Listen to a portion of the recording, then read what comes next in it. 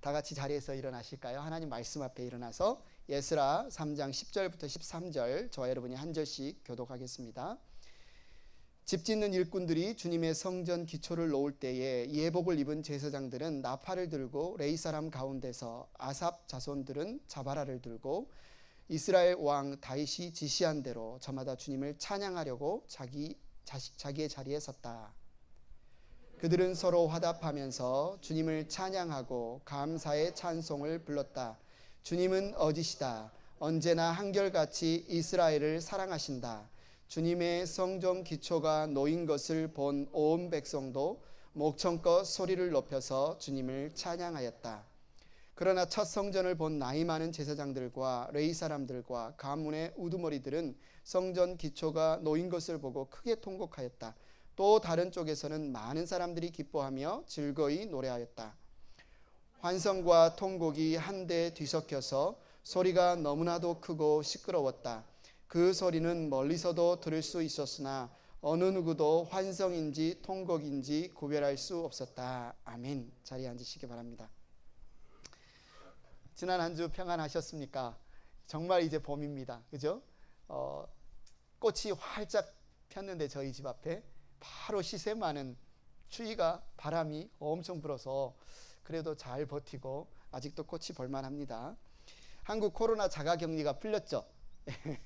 그래서 우리 집사님, 성도님도 한국 방문할 수 있는데요. 그래서 요즘 한국 방문하는 분들이 굉장히 늘었다고 해요. 그래서 비행기 값이 한 달 사이에 그냥 폭등을 했어요. 그래서 굉장히 이제 비쌈에도 불구하고 시간이 돈보다 귀한 것 같아요. 그죠? 2주간 자가격리하는 것보다 갔다 올 수 있으니까. 그래서 많은 분들이 이제 고국 방문을 하는 분들이 많이 있죠. 우리 18년 만에 방문하시는 우리 두 분도 있지만 정말 어떤 생각일까요? 고국을 방문할 때 어떤 느낌일까요? 그렇게 떠나왔던 고향, 가족, 이웃, 아니면 내가 살았던 그곳을 바라보는, 그곳을 기대하는 그 마음들이 어떤 생각일까요?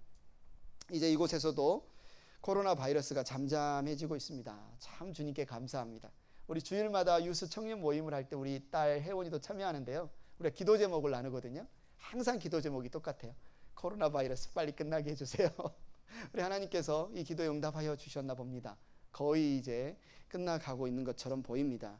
우리 교회는 2020년 3월, 딱 2년 전이네요. 2020년 3월 코로나 바이러스 팬데믹이 시작되었을 때 우리 CDC 가이드라인에 맞춰서 다른 교회들, 다른 어떤 기관들과 마찬가지로 각 가정에서 온라인 예배로 이렇게 드리기 시작을 했습니다. 우리가 원해서 그런 건 아니죠. 야, 이제 우리 너무 모였다. 우리 좀 흩어져서 가정에서 예배 드리자. 원해서 그런 게 아니잖아요. 강제적으로 바이러스 때문에 어쩔 수 없이 모이면 위험하니까 우리가 온라인 예배로 가정에서 예배를 드렸습니다. 마치 구약 성경에 보면 이스라엘 백성들이 자신들이 원해서 계획해서 그런 것이 아니지만 성전에서 쫓겨난 것처럼, 성전에서 흩어진 것처럼 그렇게 성전에서 멀어진 것 같이 우리가 2년 전에 어쩔 수 없이 흩어졌습니다. 남유다가 바벨론에 속국이 된 것이 여호야긴 2년 BC 597년 이때부터 이제 포로로 끌려가요. 1차, 2차, 3차에 걸쳐서 포로로 끌려갑니다. 많은 사람들이 포로로 끌려갔어요. 왕족들, 귀족들, 굉장한 그 나라의 인재들, 제사장들, 뭐 이런 사람들이 바벨론의 포로로 끌려갑니다. 그때까지도 아직 예루살렘 성전은 건재했어요. 그러나 예루살렘 성전은 이후 시드기야 11년 BC 586년에 이제 파괴됩니다. 완전히 없어집니다. 처음 포로로 끌려간 사람들은 뒤돌아보면 아직 성전이 있어요. 예루살렘 성전. 내가 하나님 앞에 찬양했던 것, 내가 하나님 앞에 기도했던 것, 내가 하나님 앞에 예배했던 것, 그곳 발이 안 떨어지지만 한 번 돌아보고 두 번 돌아보고 그렇게 고향을 떠나서 고국을 떠나서 바벨론으로 끌려갔습니다. 강제적으로 멀어졌습니다. 에스겔 33장 21절에 보면 에스겔이 그가 포로가 된 지 12년째, 포로로 바벨론에 끌려간 지 12년째 예루살렘이 완전히 함락되었다. 이 소식을 듣습니다. 그 말이 뭐냐면 예루살렘이 완전히 이제 무너진 거예요. 성벽도 무너지고 성전도 무너지고 모든 것이 불타버리는 소식을 12년 만에 들었으니까 12년 동안은 처음 포로가 끌려간 그 12년 동안은 가고 싶다. 내가 가던 성전, 가서 예배드리던 성전, 하나님 기도하던 성전, 이런 생각을 포로들은 늘 갖고 있었다는 거죠. 12년 동안은. 에스겔을 비롯한 바벨론 포로들은 성전과 이제 멀어졌지만 그래도 신앙생활을 해야 되잖아요. 우리가 모일 수 없지만 그래도 신앙생활을 해야 돼서 온라인으로 가정에서 큐티도 하고 온라인 예배를 드린 것처럼 이스라엘 백성들도 성전에서 멀어졌지만 그래도 하나님께서 예레미야 예언자를 통해서 약속하셨지. 70년을 너희가 포로된 생활을 하면 하나님 너희를 회복시켜 주실 것이다. 때가 차면 하나님이 너희를 다시 고국 땅으로 불러주실 것이다. 이 약속의 말씀이 있잖아요. 이 약속의 말씀을 붙들고 선지자의 말을 듣고 하나님이 자신들과 함께 하신다는 그 신앙을 고백하면서 신앙생활합니다. 성전이 없으니까 예전 같으면 성전에 가서 기도하고 성전에 가서 예배했겠지만 이제 끌려갔잖아요. 바벨론 땅이잖아요. 어떻게 해요? 성전이 없으니까 뭐 합니까? 하나님의 말씀을 붙듭니다. 하나님의 말씀을 붙들고 말씀을 암송하고 말씀을 읽고 말씀을 묵상하면서 신앙생활을 해요. 어떤 면에서 성전 중심의 예배가 말씀 중심의 예배로 전환된 기간이 아마 이들은 이 포로 기간 동안일 수 있어요. 그전에는 그냥 성전에 가서 예배 드리면 되겠지만 이제는 성전이 없으니 멀리 떨어져 있으니 그들이 성경을 읽고 말씀을 읽고 묵상하면서 신앙생활을 합니다. 유대인의 회당 문화가 바로 이때 자리 잡았다고 많은 사람들이 생각하죠. 성경에 보면 예수님 당시에 두 종류의 굉장히 그 기득권층이 나오는데 바로 사두개인과 바리새인들이죠. 사두개인과 바리새인의 차이가 뭐냐?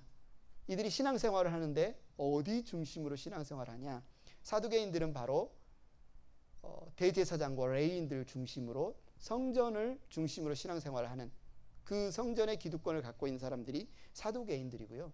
바리새인들 물론 성전에 가서 예배를 드렸지만 이들은 주로 회당에서 모세 율법을 암송하고 낭송하고 가르치며 신앙생활했던 사람들이 바로 바리새인들이에요. 이 바리새인들의 시작이 어디였다고요? 이들이 포로로 끌려가서 하나님이 주신 약속의 말씀을 붙들고 주님이 부르시면 우리가 다시 고국으로 돌아갈 수 있을 거야. 우리가 다시 모일 수 있을 거야. 이런 기대를 갖고 신앙생활했던 사람들의 후손이 바리새인이라고 할 수 있습니다. 그러면 우리가 이런 질문이 생깁니다. 바벨론에서 포로지에서 성전이 없으니까 열심히 말씀을 읽고 묵상하면서 신앙생활 잘했어요. 그러면서 이제 은혜도 받았어요. 하나님이 정말로 말씀하신 대로 약속하신 대로 우리가 비록 포로 생활이지만 하나님께 의지하고 구하니 하나님 은혜를 주시는구나. 하나님 우리와 함께 하시는구나. 그런데 그들이 이제 귀환을 했는데 성전이 없어도 신앙생활 이렇게 잘했는데 굳이 성전이 필요할까? 굳이 다시 돌아가서 성전을 다시 건축할 필요가 있을까? 이런 의문이 들지 않습니까? 하나님의 말씀만 있으면 예배를 드리고 신앙생활을 할 수 있었을 텐데 굳이 이들이 다시 성전을 지을 필요가 있었을까? 사실 포로에서 귀환한 이들 역시도 바로 성전을 짓기 시작하지 않았어요. 에스라 3장 8절 오늘 본문 위쪽에 있는 3장 8절에 보면 이들이 포로지에서 예루살렘으로 귀환한 지 2년이 됐는데도 성전 건축을 시작하지 않았어요. 그들이 그때 여전히 모여서 예배도 드리고 절기도 드리고 유월절도 지키고 뭐 여러 가지 지켰을 텐데도 여전히 2년 동안 성전을 건축하기를 시작하지 않았어요. 그래서 학개 예언자가 1장 4절에 보면 하나님의 말씀을 이렇게 그들에게 대언합니다. 성전이 이렇게 무너져 있는데 지금 너희만 잘 꾸민 집에 살고 있을 때란 말이냐. 성전이 이렇게 무너져 있는데 지금 너희만 잘 꾸민 집에 살고 있을 때란 말이냐. 성전 건축에 대해서 다루고 있는 예언서가 바로 학개서거든요. 2장밖에 안 돼요. 이 2장은 하나님께서 말씀하신다. 너희가 성전 건축을 빨리 시작해라고 하신다. 이 내용이에요. 그 이유에 대해서 나오기도 하고요. 간단하게 말해서 이스라엘 백성들이 돌아와서 2년 동안 성전 건축을 시작하지 않았는데 그때 하나님께서 다시 성전 건축을 시작해라고 말씀하시니까 그때의 아이들이 다시 시작하게 된 거죠. 근데 학개서 5장과 7절에 보면 학개서를 통해서 하나님이 이스라엘 백성에게 포로에서 귀환한 이스라엘 백성에게 하고 싶은 말씀이 있어요. 1장 5절에 보니까 나 만군의 주가 말한다. 너희는 살아온 지난 날을 곰곰이 돌이켜보아라.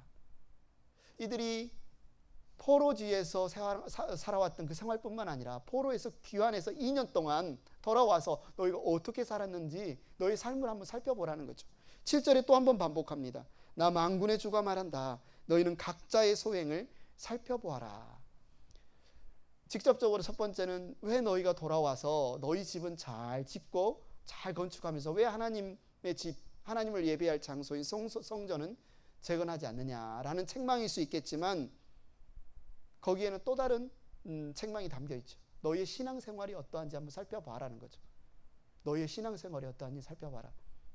하나님의 은혜로 하나님의 신실하심으로 너희가 포로지에서 귀환해서 돌아온 지 2년이나 되었는데 딱 2년이 우리가 흩어져서 예배 드린 지가 2년째잖아요.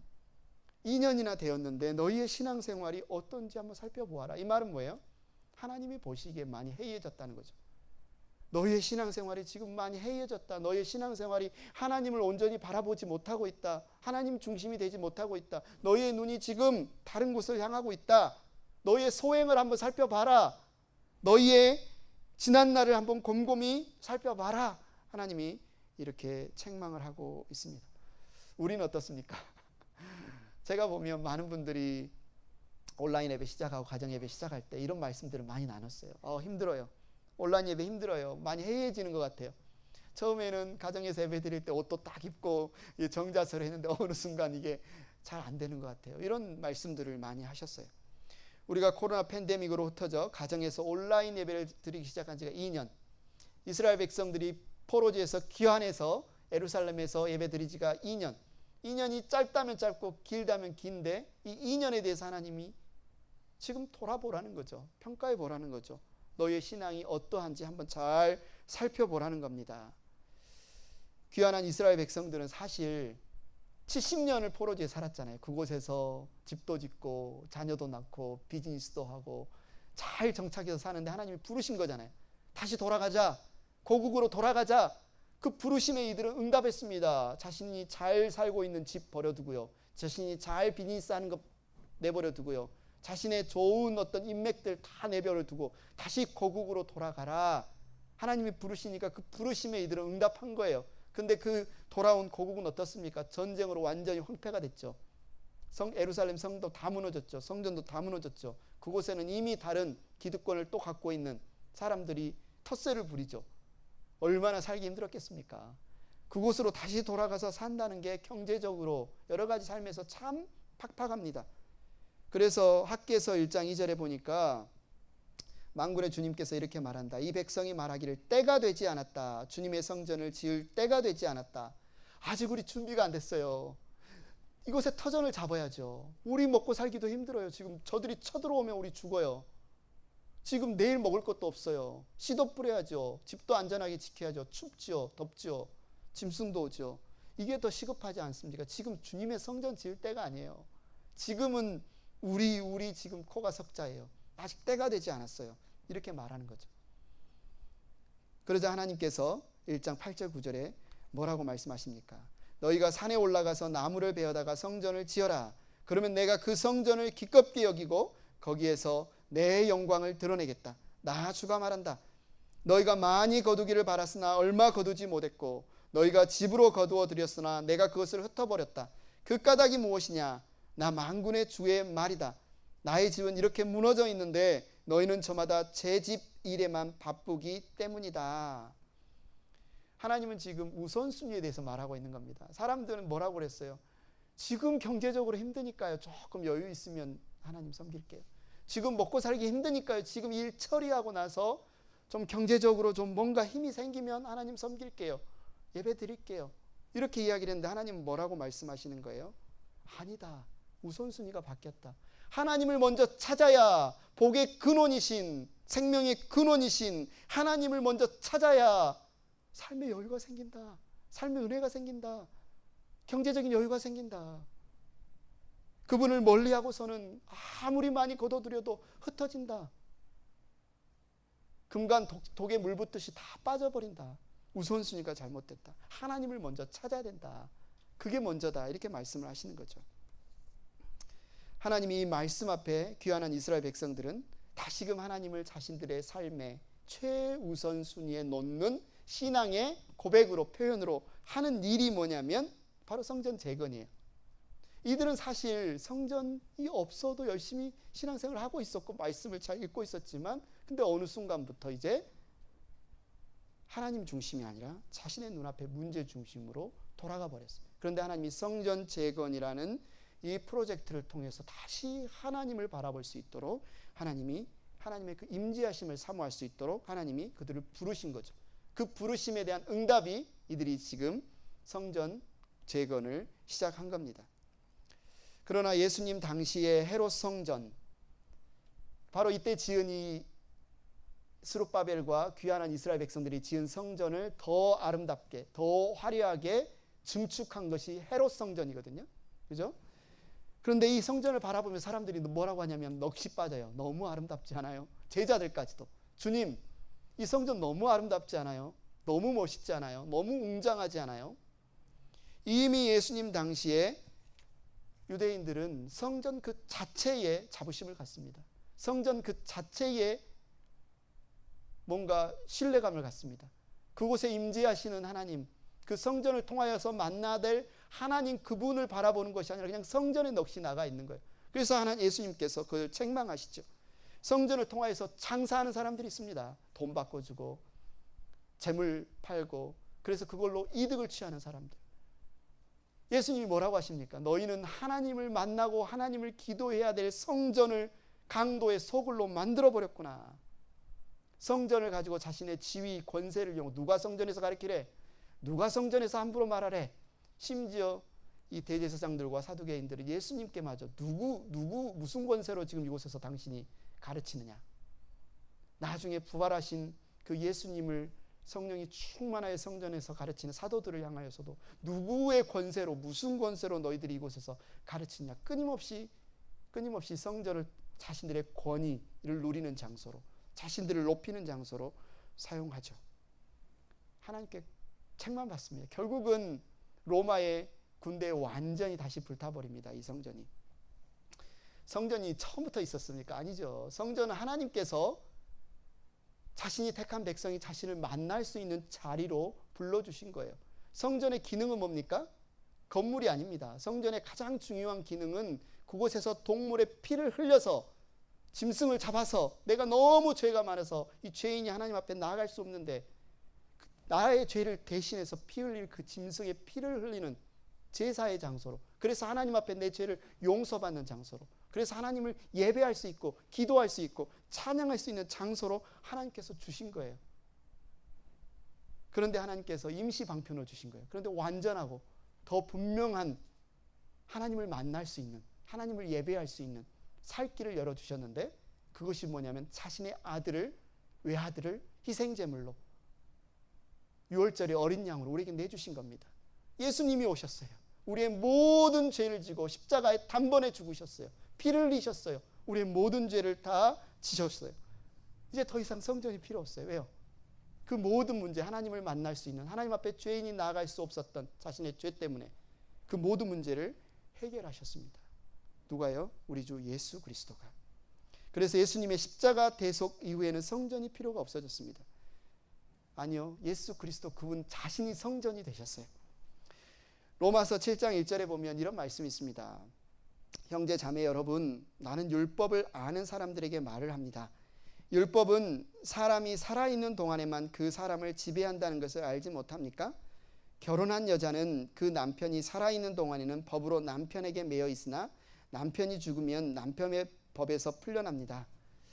지금 이 로마서 7장 1, 2절 말씀은 그냥 남편과 여자의 결혼 관계에 대해서 설명하려고 바울이 이야기한 게 아닙니다. 바울이 로마 교회에 지금 여기서 말하는 여자는 교회예요. 교회. 그 전에 율법에 매여 있던 사람이 그 율법이 죽어버리자, 그 전 남편인 율법이 죽어버리자 전 남편에서 자유롭게 되었어요. 새 남편을 맞이하게 됩니다. 그 남편이 누구냐면 예수 그리스도이십니다. 예수님이 십자가에서 죽으심으로 율법의 정죄, 죄 있는 자는 반드시 사형 죽을 것이다 라는 그 율법을 폐해버렸어요. 우리 율법에서 자유로워졌어요. 7장 3절에 그래서 이렇게 말합니다. 그러므로 남편이 살아있는 동안에 그 여자가 다른 남자에게로 가면 그 여자는 간음하는 여자라는 말을 듣게 됩니다. 그러나 남편이 죽으면 그 법에서 해방되는 것이므로 다른 남자에게로 갈지라도 간음하는 여자가 되지 않습니다. 나는 형제 자매 여러분, 그러므로 여러분도 그리스도의 몸으로 말미암아 율법에 대해서는 죽임을 당했습니다. 그래서 여러분은 다른 분, 곧 죽은 사람들 가운데서 살아나신 그분에게 속하게 되었습니다. 이 속하다는 말이 결혼한다는 말이에요. 예수님이 오셔서 하신 일이 뭐냐면 율법의 전 남편이었던 율법에서 우리를 해방시키는 겁니다. 율법이 죽어버렸어요. 이제 우리는 율법에서 자유케 되어서 그냥 돌싱으로 사는 게 아니라 새 남편을 만났는데 그분이 바로 예수 그리스도, 그분과 혼인한 거예요. 성경에 보십시오. 예수님이 우리의 남편이고 교회가 그분의 신부라는 표현이 굉장히 많고요. 요한계시록에 봐도 새신랑 어린 양의 혼인잔치 있죠. 예수님이 다시 재림하실 때 교회가 그분을 맞이해서 결혼하는 결혼식으로 예수님의 재림을 묘사를 합니다. 여기에 여러분은 바로 교회죠. 교회. 로마에 있는 교회. 로마에 있는 교회를 포함한 모든 우주적인 교회, 예수님을 구주로 믿고 성령으로 거듭난 사람들의 공동체, 저와 여러분을 포함한 우리 행복한 교회를 포함한 모든 교회는 전 남편인 율법이 이제 죽어버려서 새 남편인 예수님과 혼인하게 된 사람들이다. 그래서 예수님이 결혼해서 예수님과 결혼해서 혼인한 사람들을 성경은 교회라고 부릅니다. 에베소서 5장 23절 보십시오. 그리스도께서 교회의 머리가 되심과 같이 남편은 아내의 머리가 됩니다. 바로 그리스도께서 몸의 구주이십니다. 남편과 아내의 관계에 대해서 에베소서 5장에서 이야기하지만 사실은 남편과 아내의 관계가 아니라 교회와 예수님의 관계를 이 혼인 관계로 설명해 주고 있어요. 그리스도께서 교회의 머리가 되심과 같이 남편과 아내의 머리가 되십니다. 남편은 아내의 머리가 됩니다. 바로 그리스도께서 우리 몸의 구주. 여기서 구주라는 말은 뭐예요? 구원자. 우리를 구원해 주시는 분, 우리를 살려주신 분, 우리를 죄에서, 우리를 죽음에서, 우리를 멸망에서 구원해 주신 분이십니다. 예수님이. 30절에 그래서 우리가 어떻게 됐습니까? 예수님이 전 남편인 율법이 죽고 새 남편인 예수님과 결혼하고 예수님 우리를 구원해 주셔서 그 다음에 우리에게 일어난 일이 뭡니까? 라고 말하니까 우리는 그리스도의 몸의 지체입니다. 그리스도의 몸의 팔, 다리, 지체입니다. 창세기에 보면 하나님께서 아담이 혼자 있는 것을 독처하는 것이 너무 안 됐다 해서 아담을 잠들게 하니 왜 무슨 일을 하십니까? 그의 갈빗대를 싹 빼가지고 하와를 지으시죠. 그 하와를 지은 다음에 아담에게 데리고 오니까 아담이 그 하와를 바라보면서 뭐라고 고백합니까? 내 뼈 중에 뼈요, 내 살 중에 살이다. 다른 말로 내 지체다, 내 몸이다. 아, 나네? 자기 갈빗대를 가지고 만들었죠. 다른 사람이 아닌 내 살이구나, 내 살이구나, 내 뼈구나, 나구나, 이렇게 고백했던 것처럼 예수님이 우리를 위해 피 흘려 죽으심으로 예수님과 우리가 되어진 관계가 뭐냐면 예수님이 우리를 보고 그렇게 말하는 거예요. 내 뼈 중에 뼈요, 내 살 중에 살이네, 내 지체구나, 네가 나구나, 이렇게 말씀을 하시는 거죠. 교회를 향해서, 예수님을 믿는 사람들을 향해서. 에베소서 5장 31절 32절에 그러므로 사람이 부모를 떠나 자기 아내와 합하여 그 둘이 한 몸이 되는 겁니다. 이렇게 해놓고 결혼에 관한 이야기인가 했는데 사도 바울이 이 말을 덧붙입니다. 이 비밀은 큽니다. 나는 그리스도와 교회를 두고 이 말을 합니다. 남자와 여자가 부모를 떠나서 결혼은 한 몸이 된다라는 게 성경의 말씀인데, 창세기에도 나오고 예수님도 하신 말씀인데, 이게 결혼에 관한 말씀인 줄 알았더니 이것은 그리스도와 교회를 두고 하는 말이구나. 하나님께서 아담과 이브의 하와의 결혼식 때 했던 이 말, 너희는 부모를 떠나 이제 한 몸이 될 것이다 라고 했던 말이 결국은 예고편이었구나. 무슨 예고편이냐면 교회된 우리와 예수님이 한 몸이 되는, 하나가 되는, 완전히 연합되는, 내 살 중에 살이요 내 뼈 중에 뼈라고 고백하게 되는 미스테리, 그런 일들이 일어나는 비밀, 그것에 대한 예고편이었구나, 그림자였구나, 예표였구나, 이렇게 말하는 거예요.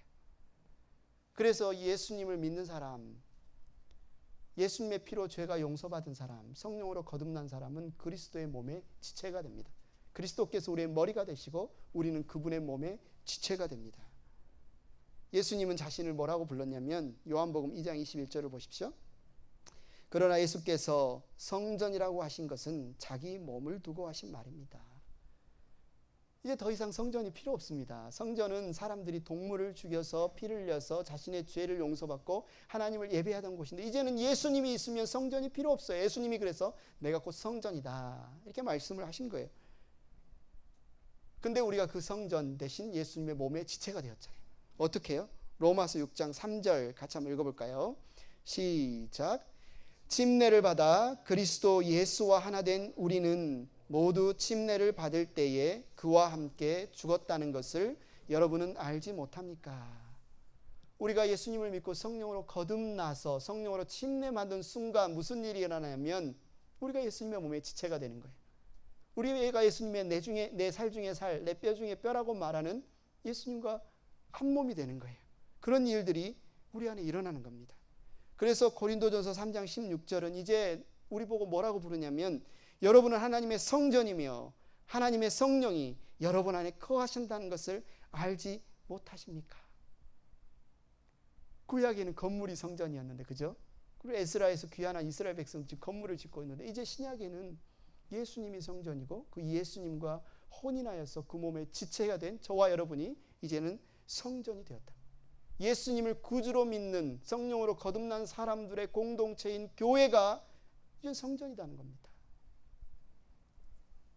그래서 앞에서 잠깐 살펴봤습니다만 우리가 오늘 읽었던 에스라서에 나오는 성전의 재건 이야기를 우리가 이제 어떻게 읽어야 될까요? 어떻게 우리에게 재건해야 될까요? 물론 우리도 예배당 있으면 좋겠습니다. 그죠? 우리도 예배당 건축하면 좋겠습니다. 그러나 그런 이야기로만 읽으면 안 돼요.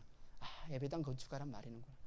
여기서 우리가 정말 보고자 하는 교훈은 이스라엘 백성이 포로지에서 돌아와서 다시 하나님을 섬기는 믿음의 공동체를 재건하는 그 구심점으로 성전을 하나님만을 우선순위로 두겠습니다. 하나님을 먼저 중심으로 하겠습니다라는 고백으로 성전을 제거했던 것처럼 팬데믹 2년이 끝난 우리가 봐야 될 것은 뭡니까? 주님의 교회를 세우는 일에 이 오늘 본문을 통해서 교훈을 봐야 된다는 거죠.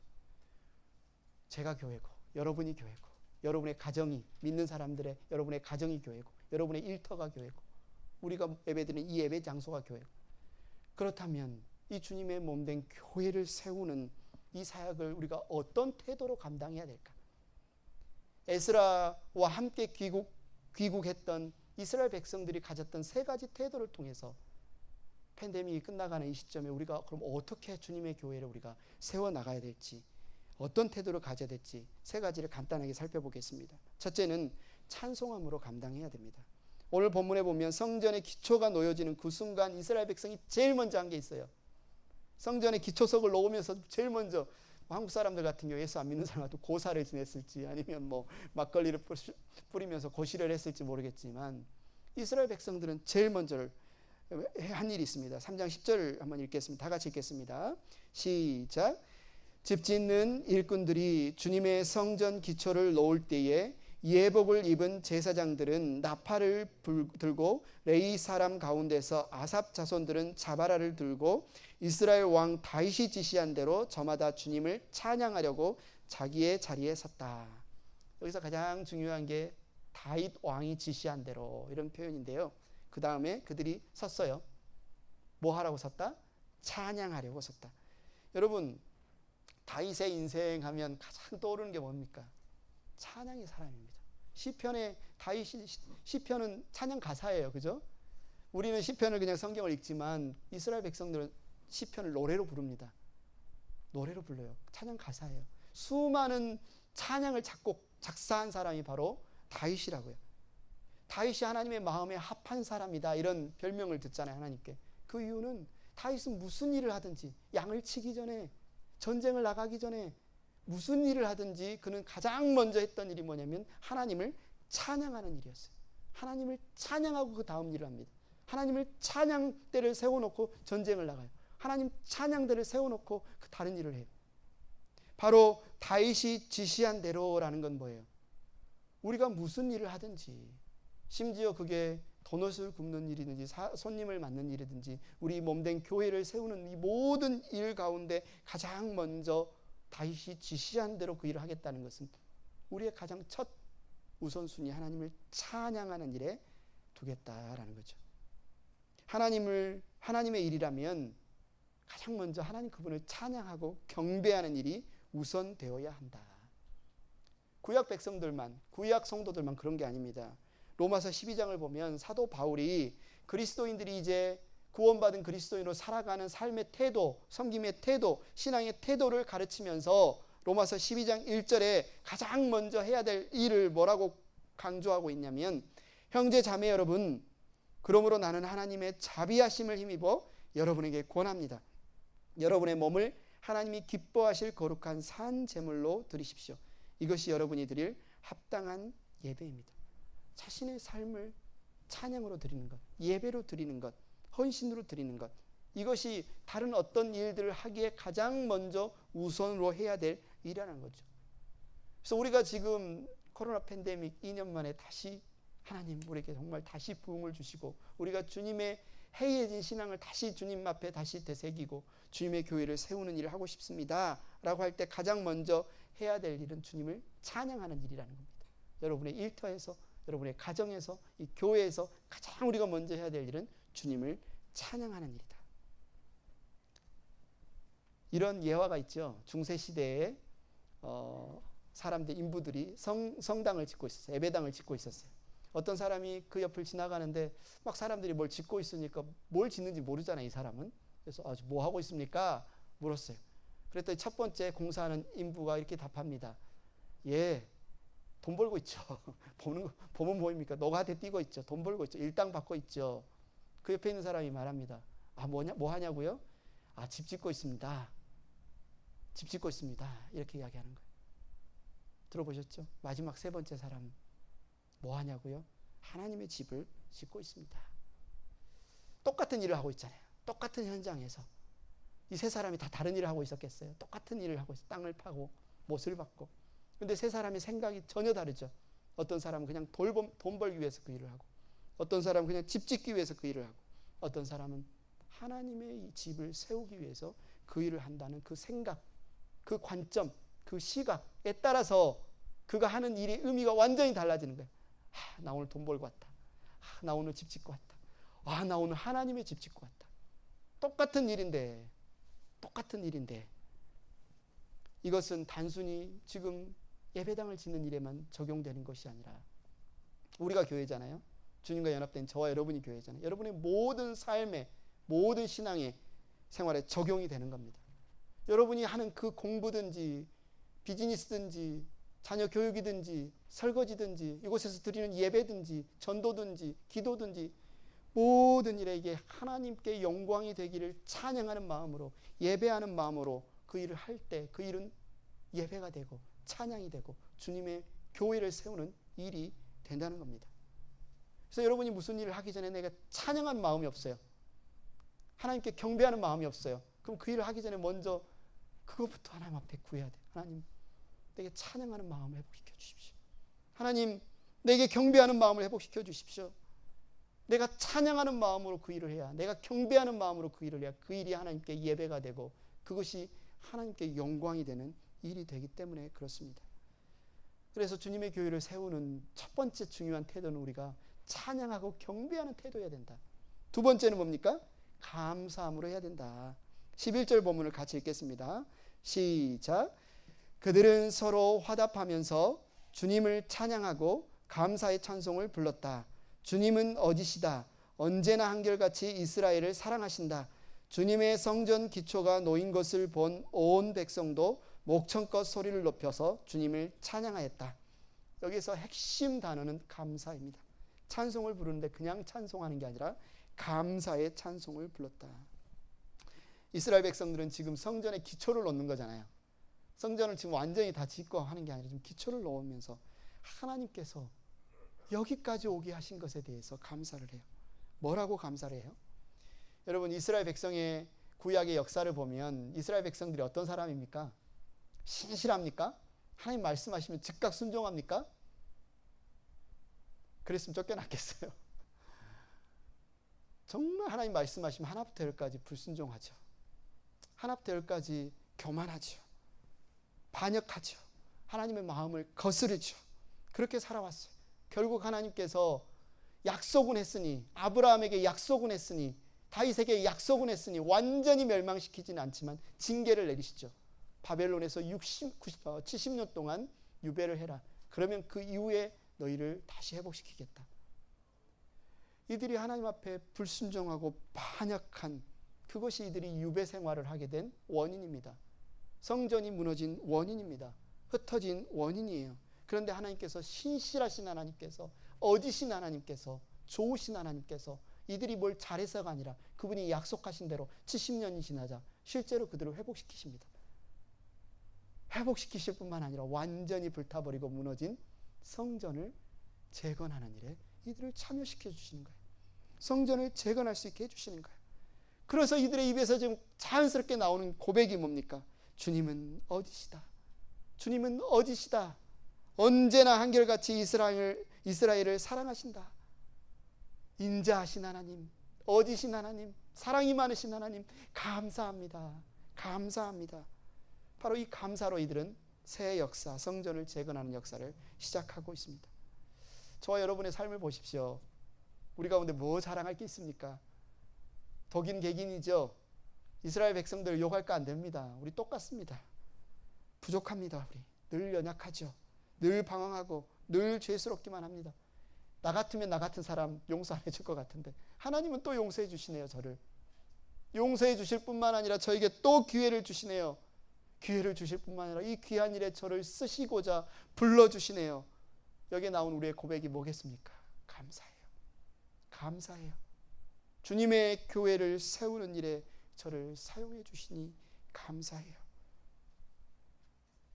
다시 주시는 은혜에 감사해요. 다시 한번 하나님의 일을 맡겨주시는 은혜에 감사해요. 감사할 수밖에 없습니다. 사랑하는 행복한 교회 가족 여러분, 여러분 가까이의 가족 때때로 꼴 보기 싫죠? 왜 저렇게 말할까? 왜 저렇게 행동할까? 여러분 가까이에 있는 일터에서 같이 일하는 직원들 아니면 주변에 있는 사람들 참 불평일 때 많죠. 그런데 여러분 그들을 사랑하고 감사함으로 섬기십시오. 섬길 수 있는 기회가 있을 때 사랑하시고 섬기십시오. 기회가 늘 있는 게 아닐 수 있어요. 늘 그 사람이 우리 옆에 있을 수 없어요. 그래서 옆에 있는 사람들 볼 때 여러분 기회가 있을 때 여러분 할 수 있는 방법으로 사랑과 감사를 표현하시고 미루지 마시고 오늘 바로 섬기십시오. 교회에서 주어진 봉사의 기회 언제나 그렇게 주어지는 게 아닙니다. 할 수 있을 때 할 수 있는 방법으로 감사함으로 여러분 섬기시기 바랍니다. 시간이 다 가고 나서 내 건강이 다 약해지고 나서 그때 내가 할 걸, 그때 내가 할 수 있었는데 그때 내가 할 걸, 진작 섬겼으면 좋았을 걸 후회하지 마십시오. 안타까워하지 마십시오. 지금 할 수 있는 방법으로 할 수 있는 만큼 주님을 섬기시는 것이 하나님의 은혜이고 하나님의 특권인 것을 여러분 감사하시기 바랍니다. 주님의 교회를 세우는 첫 번째 방법은 찬양이었고 두 번째 방법은 태도는 감사였다면 세 번째 태도는 기쁨입니다. 그런데 이 찬양과 감사와 기쁨은 다 연결이 돼 있어요. 따로 노는 게 아니야. 그죠? 하나님을 찬양함으로 섬겼더니 내 안에 감사가 나옵니다. 하나님을 감사함으로 섬겼더니 자연스럽게 기쁨이 샘솟습니다. 오늘 보면 12절 같이 읽겠습니다. 시작. 그러나 첫 성전을 본 나이 많은 제사장들과 레위 사람들과 가문의 우두머리들은 성전 기초가 놓인 것을 보고 크게 통곡하였다. 또 다른 쪽에서는 많은 사람들이 기뻐하며 즐거이 노래하였다. 성전의 기초가 놓인 것을 보고 나이 많은 사람들이 통곡했어요. 성경학자들은 아마 이들은 잡혀가기 전에 어렸을 때 오리지널 성전을 보고 지금 이 성전을 보니 너무 차이가 나서 초라해서 슬픔에 정말 탄식했을 것이다. 통곡했을 것이다. 이렇게 보는 사람들도 있지만 그러나 그보다 더 중요한 것은 그 통곡만 있었을까요? 저는 오히려 기쁨의 눈물이었을 가능성이 더 많다고 생각합니다. 못 돌아올 줄 알았는데 고국으로 못 돌아올 줄 알았는데 다시 예루살렘에 돌아가고 싶은 그 친구들, 가족들이 얼마나 많았겠습니까? 그러나 그곳에서 병들어 죽었고, 아니면 돌아오는 그 먼 길에 병들어 죽은 사람도 있었고, 그러나 하나님께서 지켜주셔서 회복시켜 주셔. 내가 다시 고국에 돌아왔구나. 이곳에서 고국에 돌아온 것도 감사한데 이곳에서 하나님의 성전을 재건하는 일에 내가 지금 참여하게 되었구나. 이들은 통곡하면서도 기뻐합니다. 기쁨으로 즐거이 노래합니다. 이 눈물은 감격의 눈물입니다. 기쁨의 눈물입니다. 우리 같은 사람이 그렇게 하나님께 불순종했던, 그렇게 하나님께 범죄했던 우리 같은 사람이 주님의 몸된 교회를 세우는 일에 이렇게 쓰임받고 있구나. 중요한 것은 이것입니다. 이 기쁨은 하나님을 온전히 바라보는 사람에게 생겨나는 기쁨입니다. 하나님을 가장 인생의 소중한 자리에 놓은 사람에게 주어지는 기쁨입니다. 여러분 파스칼 아시죠? 이 사람은 천재 수학자이기도 하고 철학자이기도 하고, 파스칼 하면 가장 유명한 게 팡세죠. 우리가 젊었을 때 팡세 한 권씩은 이렇게 딱 끼고 다니잖아요. 안 읽어도 가지고 다니죠. 왜? 있어 보이잖아요. 근데 이 파스칼의 여러분 일생이 참 다사다난했는데 그 중에서도 젊었을 때 마차 사고를 당했습니다. 마차 사고, 요즘으로 말하면 교통사고죠. 교통사고를 당했는데 심하게 당해서 언어마비가 왔어요. 말을 못해요. 여러분 말을 못한다고 생각해 보십시오. 여러분이 하루아침에 갑자기 말을 못한다고 생각해 봐요. 얼마나 절망적이겠습니까? 인생이 끝났다고 생각하고 모든 걸 자포자기하지 않겠습니까? 파스칼이 병상에 누워서, 그런데 어느 날 생각해 보니 이런 생각이 드는 거예요. 내가 말을 제대로 할 수 없지만 아직도 살아있구나. 나는 아직 생각할 수 있구나. 아직도 내가 쓰임을 받을 수 있구나. 이런 생각이 드는 거예요. 내가 살아있고 생각할 수 있고 그러니 아직도 쓰임을 받을 수 있구나. 그래서 그때부터 글을 쓰기 시작합니다. 그가 남긴 아주 유명한 그의 고백 중에 하나가 바로 이 표현입니다. 이 세상은 잊혀지네. 하나님을 제외한 모든 것은 잊혀지네. 그분은 오직 복음서에서 가르쳐지는 길로만 발견되시는 분, 내 영혼 속에 다가오는 위대한 그분, 오 의로우신 아버지여, 세상은 당신을 알지 못했어요. 나는 그러나 당신을 알았어요. 기쁨, 기쁨, 기쁨, 기쁨의 눈물. 형편과 상황은 지금 마차 사고, 교통사고를 당해서 심각한 언어 장애가 왔습니다. 말을 못합니다. 그러나 그가 바라볼 때 그가 하나님을 만났구나. 내가 구원받았구나. 내가 주님의 신부가 되었구나. 내가 주님의 교회가 되었구나. 여기서 나온 것은 기쁨, 기쁨, 기쁨, 기쁨의 눈물. 바울 사도는 로마의 감옥에서 빌립보에 있는 형제 자매들에게 편지를 씁니다. 감옥에서 편지를 쓰면 여러분 무슨 말이 나올까요? 사식 좀 넣어줘. 힘들어. 이런 말이 나올 법한데 빌립보서 4장 4절. 주님 안에서 항상 기뻐하십시오. 다시 말합니다. 기뻐하십시오. 감옥도 쇠사슬도 바울이 기뻐하는 것을 막지 못해요. 바울에게서 솟아오르는 그 감사와 기쁨을 억누르지 못해요. 그는 그래서 형제들에게 가장 감옥에서 자주 했던 말이 뭐예요?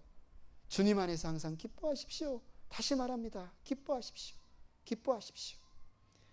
우리가 예수님을 바라볼 때, 하나님을 바라볼 때 주님의 교회를 세우면서 우리에게 주어지는 가장 큰 은혜이자 중요한 태도는 뭐예요? 기쁨, 찬양과 감사와 기쁨입니다. 행복한 교회 가족 여러분, 예수 그리스도를 믿고 성령으로 거듭난 저와 여러분이 교회입니다. 오늘 우리는 바벨론 포로에서 귀환하여 성전을 재건하는 이스라엘 형제 자매들의 모습을 통해서 2년간의 코로나 바이러스 팬데믹에서 돌아와 모이기 시작한 우리들이 어떠한 태도로 성전된 주님의 몸된 교회를 다시 세울 것인가 우리는 살펴봅니다. 세 가지 태도를 우리가 배웠습니다. 찬양으로, 감사로, 기쁨으로 우리가 주님의 교회를 세워갈 수 있다면, 주의 교회된 우리의 가정과 우리의 일터와 우리의 삶을 세워갈 수 있다면 우리의 일상이 얼마나 바꿔질까요? 우리의 인생이 얼마나 달라질까요? 우리가 찬양함으로 일어날 수 있다면, 우리가 감사함으로 나아갈 수 있다면, 우리가 기쁨으로 섬길 수 있다면 우리의 내일은 절망이 아니라 소망과 기대와 축제의 연속이 될 것입니다. 그래서 우리가 주님의 교회를 세우는 일에서 가장 먼저 회복돼야 될 세 가지, 우리의 찬양이 회복돼야 됩니다.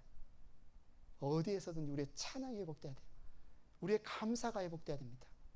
그리고 우리의 기쁨이 회복되어야 합니다. 이 시간 우리가 이 찬양을 함께 드리면서 정말 우리가 찬양이 회복되고 감사가 회복되고 기쁨이 회복되는 그런 교회가 되기를 소망하면서 오늘 이 찬양 우리가 함께 드리도록 하겠습니다.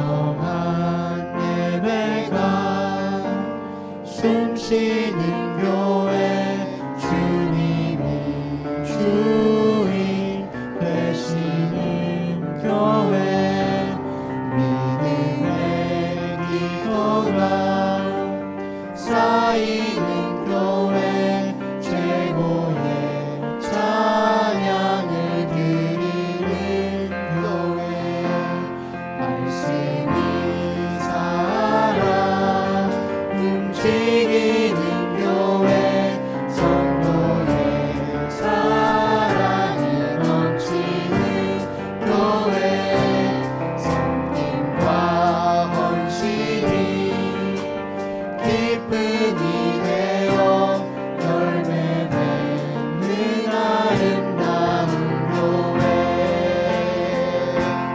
주님의 마음 닮아서 이웃을 사랑하는 교회, 주님의 영광을 위해서 피 대신 주님 전하는 교회, 사랑의 불꽃이 활짝 피어나 날마다 사랑에 빠지는 교회, 주께서 사랑하는 우리 교회가 이런 교회 되게 하소서. 다 같이 일어나서 2절 부르겠습니다. 다 같이 일어나시기 바랍니다.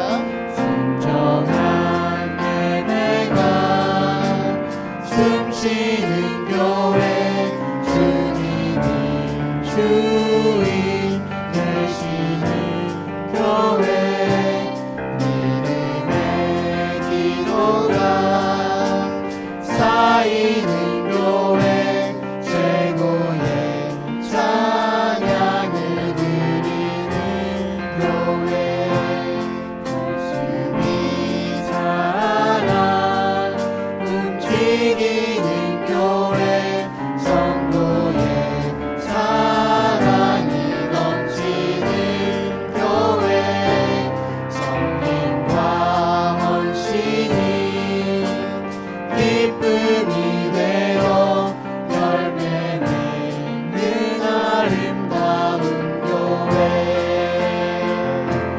주님의 마음 닮아서 이웃을 사랑하는 교회, 주님의 영광을 위해서 피 대신 주님 전하는 교회, 사랑의 불꽃이 활짝